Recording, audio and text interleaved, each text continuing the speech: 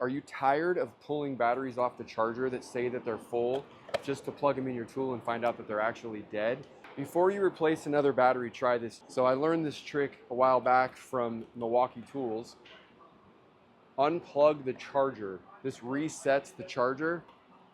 Plug the charger back in, put your battery back on the charger, and then let it charge to full capacity. This has brought back countless Snap-on, Milwaukee, and Flex tool batteries for us, saving us tons of money on batteries.